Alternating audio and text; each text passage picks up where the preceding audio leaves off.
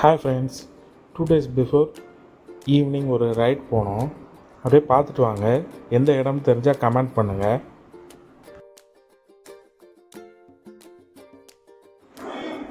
Bike ரைடுக்கு evening time தான் பெஸ்ட்டாக இருக்கும். ஸோ மேக்ஸிமம் நான் ஈவினிங் டைம் தான் சூஸ் பண்ணுவேன்.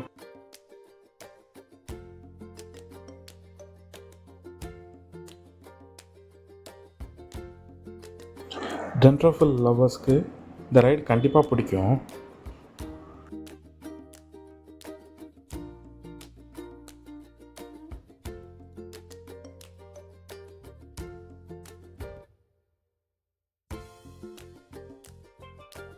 நீங்கள் இப்போ பார்க்குறது திருநெல்வேலி டு ஆலங்குளம் ரூட்டில் போயிட்டுருக்குறோம். ஆலங்குளம் பஜார் தான் கிராஸ் பண்ணுறோம். இந்த ஏரியா எப்பவும் 24 ஹவர்ஸும் நல்ல பிஸியாக இருக்கும். நல்ல அக்ரிகல்ச்சர் ஃபீல்டு,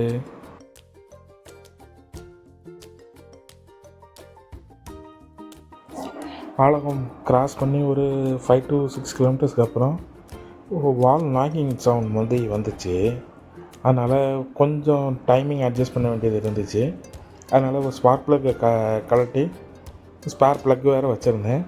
அதில் க்ளீன் பண்ணி அட்ஜஸ்ட் பண்ணி போட்டேன். அதுக்கப்புறம் ரைட் பண்ணும்போது வால் நாக்கிங் சவுண்டெல்லாம் கிளியர் ஆகிடுச்சு. இதை நீங்கள் அந்த இதுதான் வீடியோ தான் பார்த்துட்ருக்குறீங்க.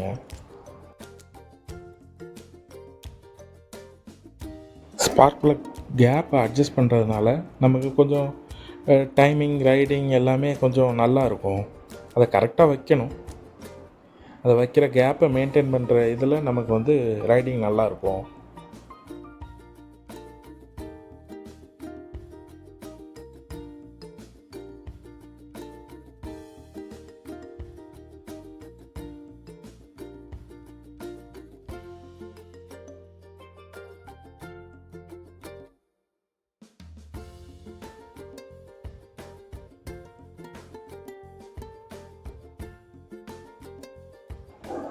சன் செட்டிங் ஆகிற டைம் இது.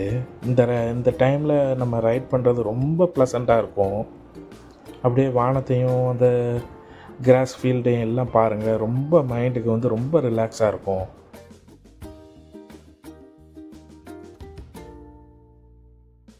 தென்காசி ஊருக்குள்ளே என்ட்ரு ஆகிறோம். நம்மளை வெல்கம் பண்ணுறது நம்ம நாட்டார் தெய்வமான இசைக்கம்மனும் சுடலையும் தான்.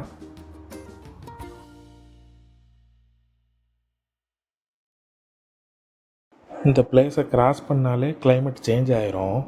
நல்ல ப்ளசண்ட்டாக ஃபீல் பண்ணுவோம். இப்போ குற்றாலம் ரோடுக்குள்ளே என்ட்ரு ஆகிட்டோம். நாங்கள் போன நேரம் அங்கே உள்ள லோக்கல் கோயிலில் ஏதோ ஃபங்க்ஷன் போல்.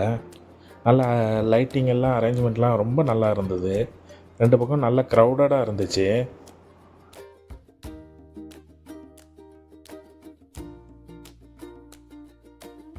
இந்த ஏரியாவில் போகும்போது நல்ல நேராக ரோடு இருந்துச்சு.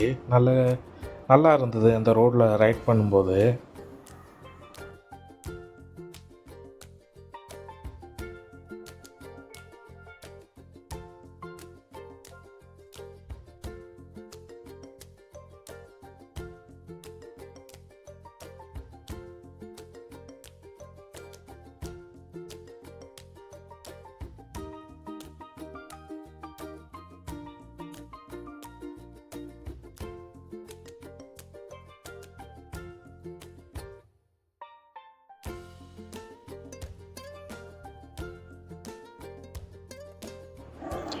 அப்படியே குற்றாலம் ஆர்ச் பக்கத்தில் வந்துட்டோம்.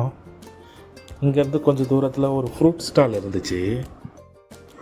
சீசன் டைம் இல்லாதனால கொஞ்சம் வெரைட்டிஸ் தான் இருந்துச்சுங்க. அதில் எங்களுக்கு பிடிச்ச ஃப்ரூட்ஸ் எல்லாம் வாங்கினோம். ஸ்டார் ஃப்ரூட், ஐஸ் ஆப்பிள், முள் சீத்தா, முடவ நாட்டு கால் கிழங்கு இதெல்லாம் வாங்கிட்டு வந்தோம். அப்படியே அங்கேருந்து ரிட்டர்ன் ஆகிட்டோம்.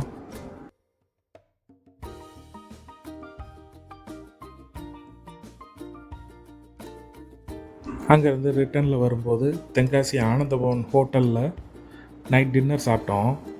அப்படி அங்கேருந்து சிவன் கோவில் கோபுர தரிசனம் பார்த்துட்டு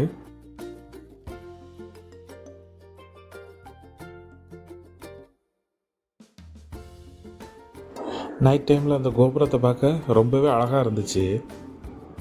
கோபுரத்தில் ஒவ்வொரு சிற்பத்துக்கும் பெயிண்டிங் கலரிங் எல்லாம் பண்ணியிருந்தாங்க. அது பார்க்க ரொம்ப அழகாக இருந்தது.